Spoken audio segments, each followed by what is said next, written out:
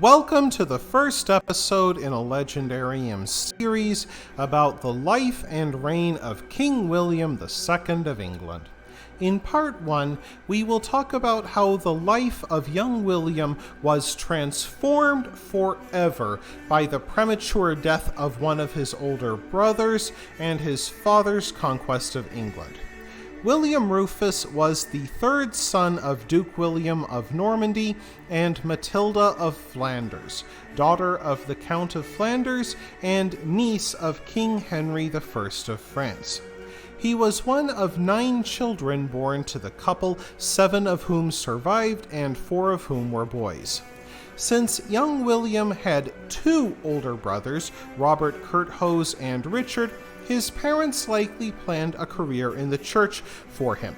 As a boy, William Rufus was educated by Lanfranc of Pavia, the abbot of Caen. William became known as Rufus, the Latin word for red, because of his hair color and ruddy complexion. A chronicler later wrote that the Duke's son had different colored eyes, astonishing strength, though not very tall, and his belly rather protruding.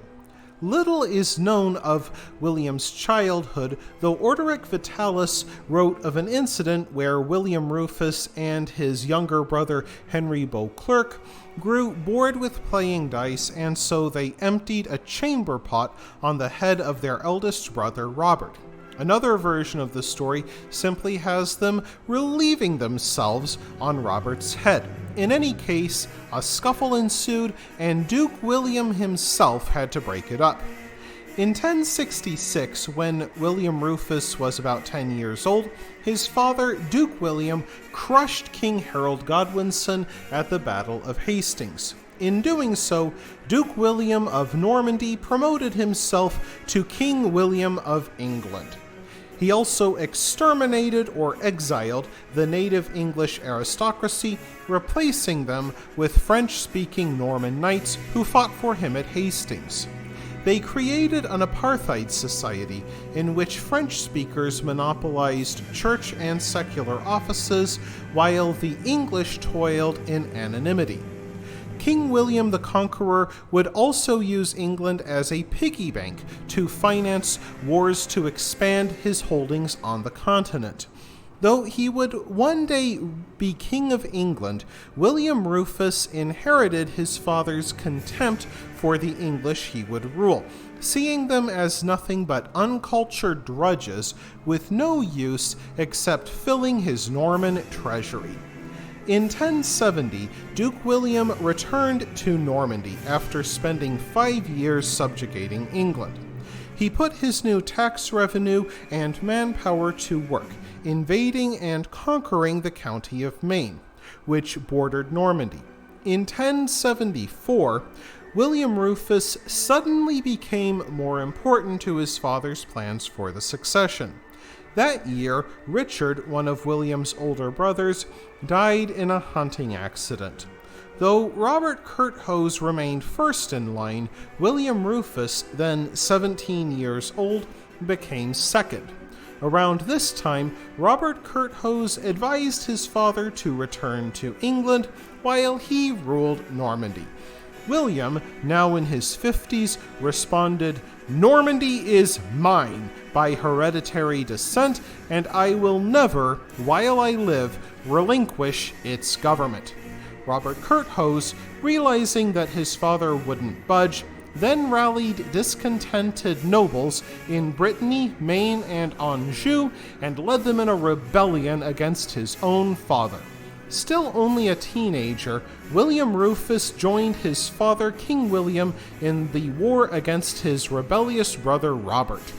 During a battle against his brother's army in 1078, William Rufus was wounded in the arm and had to flee, the greatest battlefield humiliation he ever suffered. Despite this, William Rufus fought alongside his father and younger brother Henry Beauclerc for 2 more years. In 1080, William Rufus's mother, Matilda of Flanders, brought about a family reconciliation. Behind King William's back, Matilda bribed Robert into ending his rebellion with a fortune in gold and silver. Her gambit succeeded, but when Duke William found out, he was so furious that he threatened to blind her courier in revenge. However, King William did not go through with his threat, and Matilda's peace endured. William Rufus and his brother Henry Beauclerc remained steadfastly loyal to their father, King William. They even traveled to England to fight a troublesome Welsh border prince named Caradog ap Gruffydd. This victory later inspired William to attempt the conquest of Wales after he became King of England.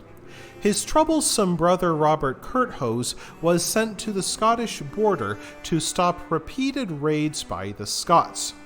After the death of their beloved mother Matilda in 1083, Robert started trying to stir up a second rebellion against his father, but since most of the nobles saw Robert as a weakling, they paid him little attention. Yet Robert's appetite for rebellion and intrigue meant that the loyal William Rufus came to be King William's favorite and preferred heir to the throne. William Rufus served at his father's side until 1087, when King William fell onto his saddle horn. He'd grown fat in old age, and some compared his girth to that of a pregnant woman. For 5 miserable weeks, King William's gut filled with pus and putrefaction. By the time King William died on September 6, 1087, the king gave his loyal son, William Rufus, the Kingdom of England, the big prize. Rebellious Robert got second prize, the Duchy of Normandy. Henry Beauclerc, his third surviving son, got 5,000 silver coins, which he could use to set himself up. When the monks tried to stuff King William into his tomb, his swollen gut burst, producing a stench that sent mourners rushing to the door. Despite this disastrous funeral, on September 26, 1087, William Rufus was crowned in Westminster by his old teacher Lanfranc. The reign of King William II had begun. That wraps things up for this episode of the Legendarium. I hope you enjoyed it. If you did, press like. If you want to see more, press subscribe. And if you've got anything to say, let me know in the comments section. Thanks again for joining me, and I hope that you have a great rest of the day.